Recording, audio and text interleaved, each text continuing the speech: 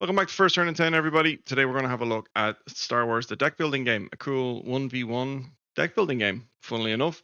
If you're familiar with this series already, you'll know that this is not a rules explainer. This is just a 10 minutes, first turn, what you do, how you play. There's plenty of rules videos out there, but I just want to give you guys a flavor of what this game is to see if it's for you. Obviously, if you like these kinds of videos, make sure you hit like, and if it's your first time here, make sure you subscribe as well. So, what do you do? The aim of the game here is you have a certain number of bases, depending on whether you're the Rebels or the Alliance, the Rebel Alliance, and whether you're the Empire, excuse me. So you have a certain number of bases. You start with one face up. It always says, this is your starting base. The winner is the person to destroy their opponent's three bases, I believe. I think it's three. I think you can actually extend the game out longer if you want to just, make sure they're the first person to destroy all the bases. Bases have hit points. You can see this one has Dantooine has 8. Like most deck builders, you start the game with a fairly standard set of 10 cards. Your opponent's deck will be pretty much the exact same as your own. You shuffle your hand at the start of the game, you draw 5 cards, and you do things on those cards. So, how cards work is they have different resources. So, for example, this Rebel Trooper has got an attack value of 2. This Alliance Shuttle has a resource generation of 1. And then there's a third one down here for force, basically, which is the force tracker on this side here. The rebels start with the force, which means they get an extra resource. If you manage to get this little cube all the way across and into this zone here, you manage to generate an extra resource when it's your turn. So an example of my turn would be, oh yes, and this is obviously the Galaxy deck over here, 90 cards, and then the Galaxy row. These are the cards that you're trying to add to your own deck or potentially trying to sabotage on your opponent's side. So you can see these ones would actually, so if I'm sitting across from my opponent over there, all the rebel cards are facing me and the empire cards are facing my opponent, and then there are a couple of neutral cards and they'll go sideways on. In the top left hand corner is how much they cost, their hit points, and then obviously they got damage and abilities, etc., etc. There is these outer rim pilots, and they're just like a public 2 cost, generates 2 resources. If you've got nothing else that you want to buy, you can just buy one of them. You don't have to do everything in your hand if you don't want to. So for example, on my turn here, I've got 3 of these Alliance shuttles. So I would play them and they would generate me 3 resources. So I take 3 of these little yellow cubes to denote that. And because I am on the rebel side and I have an extra, the force is with me all the way on this side, I get 4. Some cards also interact if the force is on your side. They actually, give you certain abilities. So, for example, I have 4. So I could choose to buy this Rebel Commando, for example. I could choose, I can't choose that, excuse me. I can't choose that. I could choose this Sea Rock Cruiser, depending on what it does. But I think I'll take the Rebel Commando. So this would go into my discard pile. You don't get it straight into your hand straight away. Actually, I'll put it over here beside my deck. And that is immediately then filled by the next person. So normally that would go that way, but I'm kind of running out of space. Neutral cards kind of go this way so people can read both. That is IG-88. He's a bounty hunter. He's a droid, or she, or they, it. And obviously it has an ability there. So it'll go there like that. I spent 3 of my 4, so that's I have 1 resource left. The next thing I can do then is, I'll put them in my discard pile, is I can play with Rebel Troopers for the 4 attack damage. So I can use this to do 2 things. I can use this attack damage to attack my opponent's base. So my opponent is sitting on the other side. They have a base, actually. Here's their bases here. So for example, my opponent would be sitting here across the way over here. That's another cool thing as well. The different bases also might have different abilities on them. So the starter base that everyone, you have a starter base that does nothing, just has 8 hit points, but some of the bases have cool effects as well.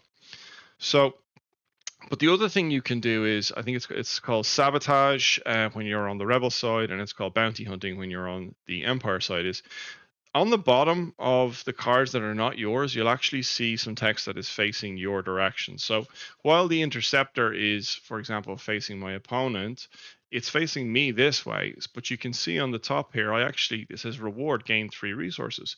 And that says 3. So I can actually use my 4 damage.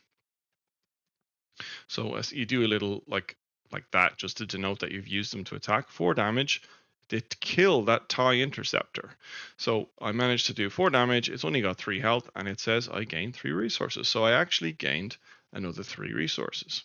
So you want to play your cards in different orders. That card gets destroyed. It's gone from the game. I'll put it over here, for example, and then this slot gets filled up again. Now, there is obviously a risk that you are revealing. Oh, that's a starter card, I think. Yeah, that shouldn't be in that deck. Excuse me.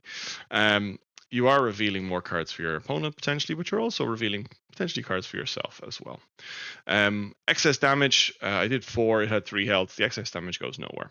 So you can see how maybe timing your resource gathering. So I could have potentially attacked first, gained 3 resources, then played my alliance shuttles to get another 3 resources, and I have 7 resources. So I could buy something big and chunky like this Nebulon frigate. Now this is another interesting card. It's a capital ship.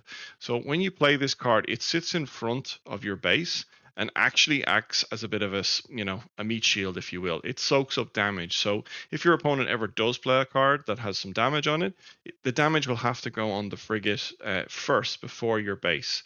So you kind of want to get these capital ships. These capital ships might generate resources. They might be good at attacking, etc. So for example, we can see this Gozanti Cruiser only has 3 health, but it says discard 1 card from your hand to draw 1 card.